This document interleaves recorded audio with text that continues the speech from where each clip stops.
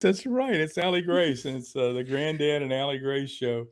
And we take turns asking each other questions. And this week, I'm going to be asking you questions. And are you ready for a question? I am ready.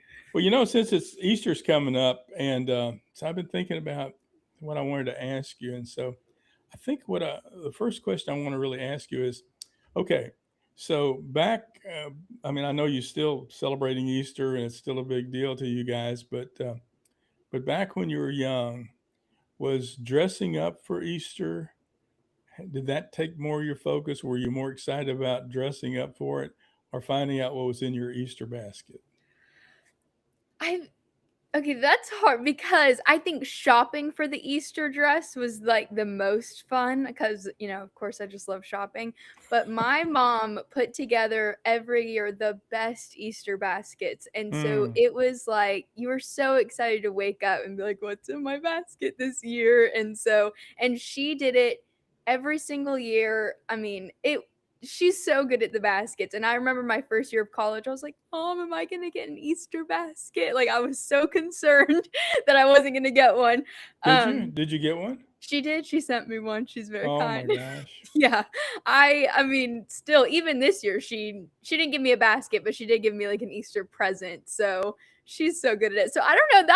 That's a tie, but I really honestly I do feel like waking up to the Easter basket may be my favorite. Yeah, I'm not surprised. That's what I would think. It's for our family, for most families that are listening in. It's such a tradition. You got the eggs and the dyeing the eggs, and I'm going to ask you about that a little bit later. But just it's such a fun time. I know for churches, in churches, you got the folks that go just a couple of times a year. They always seem to want to go on Easter Sunday, and of course Christmas during the Christmas holidays. So for those folks that are in ministry, it's obviously such a big deal. Allie Grace, quite a few years back. Do you remember being in the movie I Flunk Sunday School? Do you remember when I we do. shot I that? do. I do remember that. That was so great for you, and it was before Luke. So I mean, that's when I became a star. That was, everyone was calling, trying to recruit me after that. I mean, I'm like, that was so well, y'all good. were y'all were not surprisingly great and so cute. It was a fun day when we had you out on the shoot. Well, that started not when we did the movie, but that started with a book, and the book was called I Flunk Sunday School. I had this idea about. I just thought it was a funny name for a book, It and is. It's so good. well, and then I had the idea about this guy who was a personal preacher, and I didn't know what a I knew what a personal trainer would be, Mhm. although couldn't tell I would know that by looking at me, but but I knew what a personal chef was, but I didn't know what a Mhm. personal preacher would be. So I thought, I'm going to write a story about what that might be, and I did, so it took a while to write this book, and in that book, I had different segments for this guy. His name was Lloyd Boyd. He was just a regular guy, regular layperson. He didn't go to seminary or anything. And I thought you know, I wasn't sure about writing the book. I was trying to struggle. I was working for a guy that I was helping, and we were having a great time working together. But I felt like I needed to take off a little time to write the book. And of course, I thought I could just knock it out in a week or two, and it took a little longer. But when I was trying to decide if I was really supposed to be writing this book, I went over to meet Patty, and we met at this Borders bookstore. And so we were gonna, and I was gonna say, I really think I need to take a sabbatical and stop and write this book. And I wasn't sure, it meant stopping that money. Mhm. And so it was a sacrifice on her part, but she's always been so supportive and great. And so anyway, we get there. I get there a little bit before her, and I'm sitting, and over the loudspeaker comes an announcement that Robert James Waller is going to be there speaking in a little bit. And that's not a name you don't know that name, do you? Nope. Very few. Well, maybe our listeners do, but it depends on who they are. But he had written a little book that sold more books than any book in his category, in that fictional storytelling kind of category. And so it was a big deal, and he was going to be right there. And I look across the way, and there's like 5 chairs set up with nobody sitting in them, and he's there, and he's like a really big deal. Hmm. And so I go over, and we sat down and listened to him. By the time he started talking, there was like 4 people there. And afterwards, I got a chance to visit with him, and I asked him about writing. Bridges of Madison County is the name of his book, and it got made into a film with Clint Eastwood, and it was a really big popular book. And I asked him about it, and he said, "Well, I wasn't sure, but I decided to take a sabbatical and write this little book." And it's Oh, like, wow. bing. Yep. That's It's like, my sign. yeah, thank you, Lord. Okay, I got it. So I did. I stopped right after that. I went to write the little book, and one of the stories in the book was we looked at different things like like Christmas and Easter and different things that he would be challenged with in his personal preacher ministry, and all these weird people come up to him and ask him to do things for him and stuff. Well, one of the things that in one of the chapters he sort of encounters a woman named Esther, Hmm. and the chapter I want us to listen to it. It's not too long. The part we're just taking an excerpt from it. So I'd like you and I and all of our folks out there to listen to a little bit of a chapter called Esther's Egg. Chapter 15. Esther's Egg. It was the Sabbath, a Saturday before sundown, not Sunday. It was that special Saturday before Easter, and I was in the park. It was an active day. There were children playing, dogs training owners to throw frisbees, and young and old lovers walking around or sitting on the grass. Something fragrant and sweet wafted my way. I think it might have been honeysuckle, but I didn't see any. What I did see was the woman. I'd seen her around. I'd spoken to her a couple of times, but she'd never spoken back. She pushed a shopping cart full of non sequiturs. From where I sat, I could see her cart was a mobile home to wooden boxes, cans and glass bottles, a no parking sign, discarded food wrappers, and a plastic model airplane with a missing wing. A pinwheel she'd tied to the cart's handle with a dirty western handkerchief. I knew her name was Esther, but she didn't know that I knew. A friend of mine ran a near downtown mission where Esther stayed when the weather dipped into the 30s or below. I watched as expressionless Esther pushed that heavy cart on the gravel path with ease. I guess months, if not years, on the streets had strengthened her muscles, if not her spirit. She suddenly spied something in the grass. It was small and colorful. I couldn't make it out from my bench location, but when she picked it up, I could tell it was an Easter egg.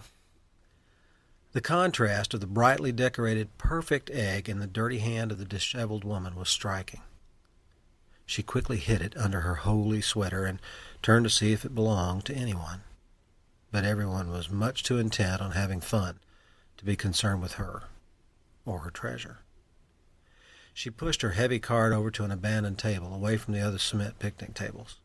Next, she began a process that took the resolve and the creativity of a bridge builder. Esther carefully took item after item from her treasure chest on wheels. She examined each, placed some on the table, and then returned others to the cart. When she finished, it was amazing. She had a table setting fit for a queen. A large Morton salt container sat off to her right. The honored egg rested majestically atop a metal no parking sign, and 4 small bean bags from a children's game surrounded it to keep it from falling off of its plate. She extracted a dented Diet Coke can from several other cans in the cart and started toward a drinking fountain. Then she stopped. She returned to her place setting and picked up the egg. She started again for the fountain and filled the can with drinking water. When she returned, she replaced the egg between the bean bags and then took out a Vote Yes on Proposition 12 t-shirt, sat down, stuffed a corner of the t-shirt into the neck of her dress as a napkin. She stared at the egg for over a minute. She looked around and then picked it up and stared some more.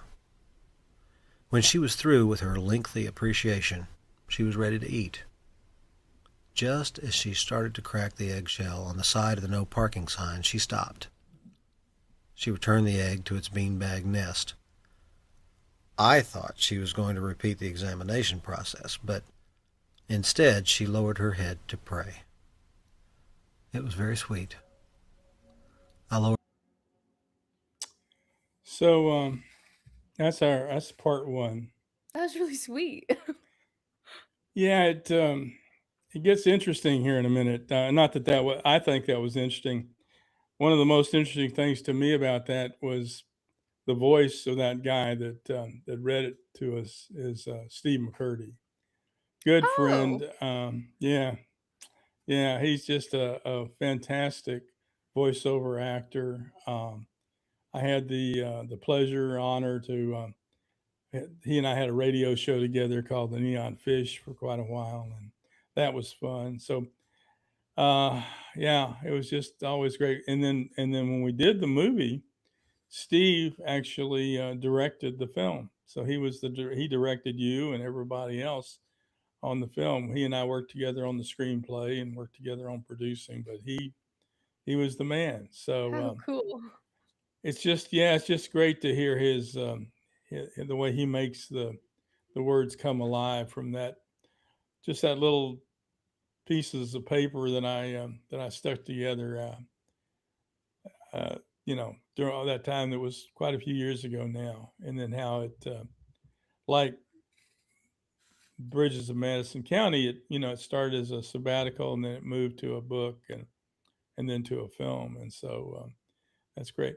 We'll go back and find out what happens to her, because she has a little bit of a difficulty coming up here that we weren't really expecting.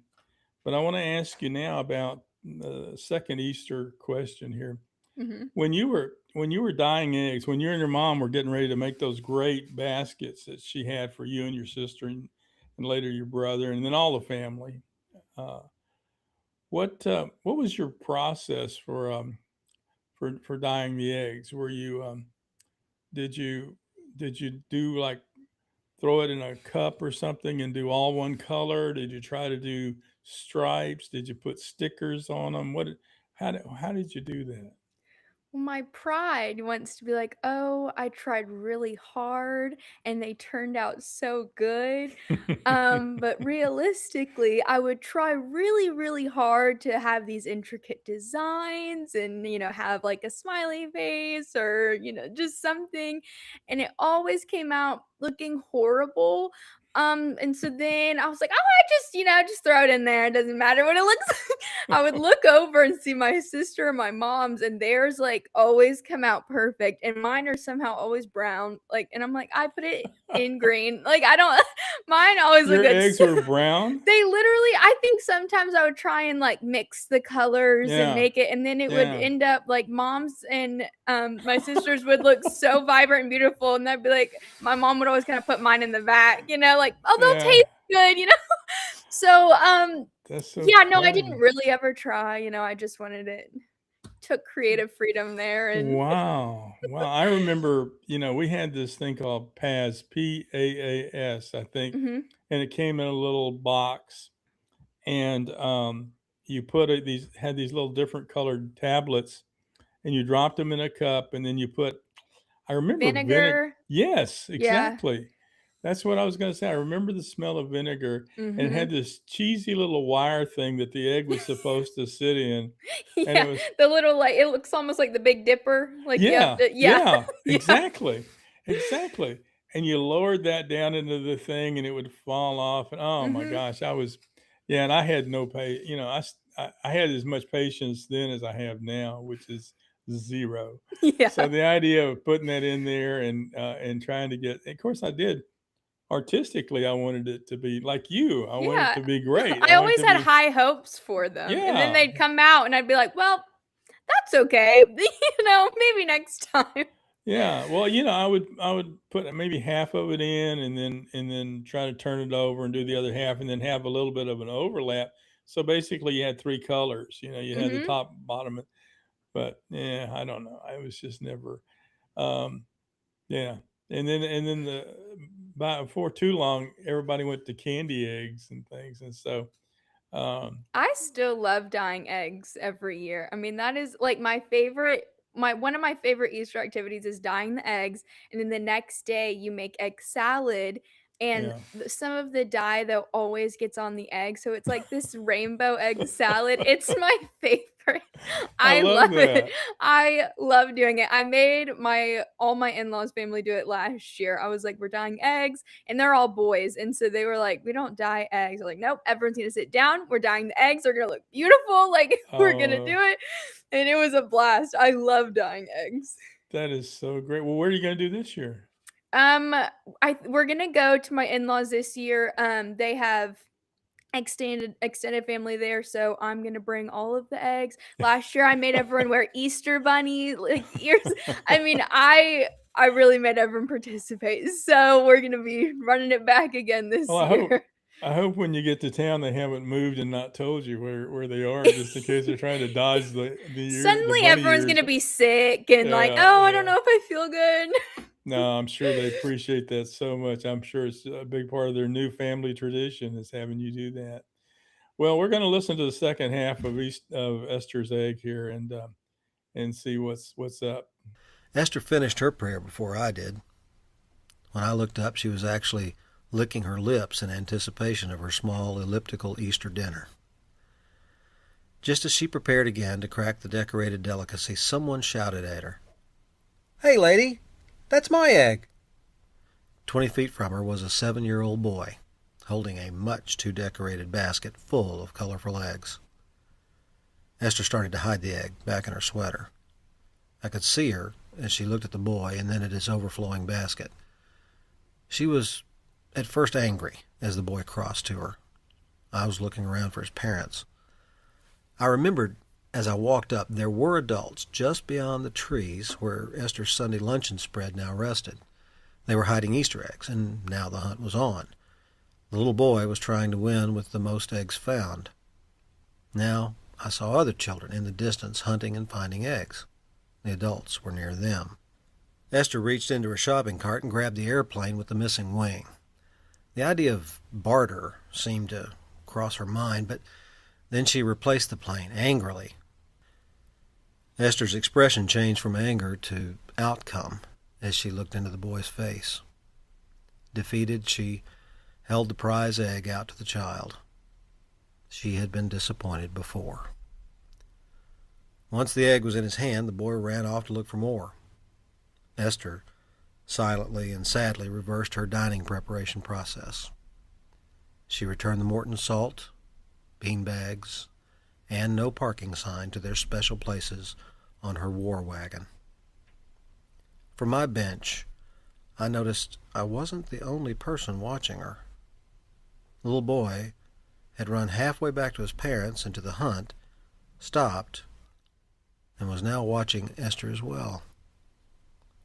The boy started back toward Esther.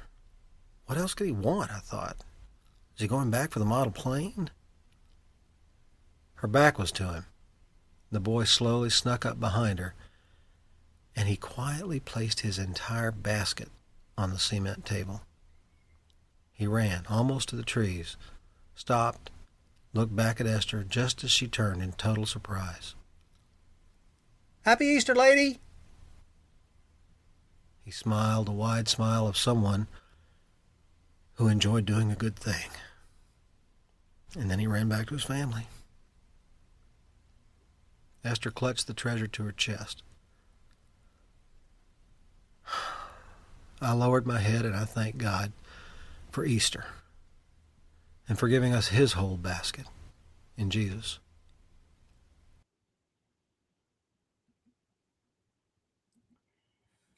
So, so, Steve just does an amazing job with that story. That was a sweet one. That was so sweet. Yeah, yeah, I love that story. Yeah, when you write stuff, things come to you, and especially if you're a believer artist, you have a chance to share something, and yeah, it's just a real honor to get to do that. Well, wait a minute, I got another question for you. Let's see. Okay. Do you think Easter feels different now that when you were a kid? And if so, we've kind of talked about that, Allie Grace, but Mhm. what's different? How's it changed, and why has it changed? Well, the first thing that comes to mind, honestly, and this has happened a couple times, when I walk out of my room on a holiday morning, the house isn't decorated. And I'm like, usually when you wake up on a special day, there's, decorations everywhere, all the, you know, plates are changed out with Easter bunnies on them or hearts or Christmas. And I'm like, that doesn't really happen at my house. Like, what's going on? What am I doing wrong? And so that's a big thing that I was like, oh, I think I'm supposed to do that now. Like, I think that's supposed to be my thing. Um, so that's been new and a good adjustment, but also a weird adjustment because I'm like, I thought that was kind of like magical, you wake up and suddenly everything's like a different holiday and different world. Yeah, So I'm working on getting my decorations. So that's a big difference. And well, obviously not waking up to my Easter basket. I don't think the yeah, Easter bunny comes by here. Becky Easter bunny. yeah, yeah. Well, maybe some kid like Esther will leave a big basket Yeah. on your picnic table. I Yeah. don't know. And it was, I mean, you would wake up and you'd all be together and go to church or, go to the Easter sermon. And now, since families are kind of in different locations, you have to juggle like, okay, we spent Valentine's here, so we'll spend Easter here and Christmas here. And, Right. so it is a big juggling process that's new. That's such a boy. You're right on the money for families nowadays that they get. It isn't long with kids going off to college and then getting like you guys going to college and getting married and having your own families and stuff. And, you're all over the state of Texas, and I know for everyone that they miss those times when everybody was together in one house, and I certainly do myself. So. Well, it's been great talking to you about Easter and sharing a little bit about Esther and her egg. Guys, we want to. Allie Grace and I are really big on. We're so thankful to beginning to do this and sharing our family stories, just our memories. We're going to be starting to work really hard to give you opportunities to and tools to go to Granddad and Me. Don't go yet. It's not quite ready yet. But you'll go to granddadandme.com and you'll find there tools that you can, of course, everything will be free. And you can go there and get tools that you can start interviewing your own family. And we're calling it the askers and the askees. You're either this week I was an asker and Allie Grace was an askee, and next week we'll flip it again and she'll ask me questions. And I just really want to encourage you to start thinking about that as a family. Um, I just think it's important. I think it's energizing. I think it's loving. I think there's caring in it, and I think it's sweet. And if you can start writing things down or recording things, there's so many tools you have there, and we're gonna give you some of those um, in the weeks to come. We're also going to get back, Allie Grace. We're going to get back to photographic memories next week because people have been asking, "Hey, what happened to that game?" It's like, "Oh, I'm old. I forgot. I forgot about photographing. My memory failed." But we're going to get back to photographic memories. So there's a lot's coming up on Granddad and Me. I want you to, and I think it's time. We haven't asked for this before, but I'm also going to ask that you actually do the thing that everybody always says. I'd like you to like it, like the thumbs up thing, and subscribe to us because we're starting to get the momentum, and we need you. We really need you to come alongside us and help us and be there for us because we're going to be shooting a lot of things out, and we need to know. Allie Grace and I need your input to know how to keep moving this thing into a place where we can serve you the best we can, and that's what we want to do. We want to encourage you to share your stories, to get them together with the family, or if you're just alone and you're just remembering things, we want to be part of your family that can encourage you to come along with us, tell us your stories, let us hear your stories. We're going to have a way where you can tell us your stories. And even if it's just you and your memories, we want to be a part of that too. So, Allie Grace, tell them bye for me. I'm getting a little verklempt here. All right, everyone. Well, thank you for watching Great Night Me today, and we'll see you next time. Bye, guys. And we're out. And scene. Well, Nice job, Granddad. You did good.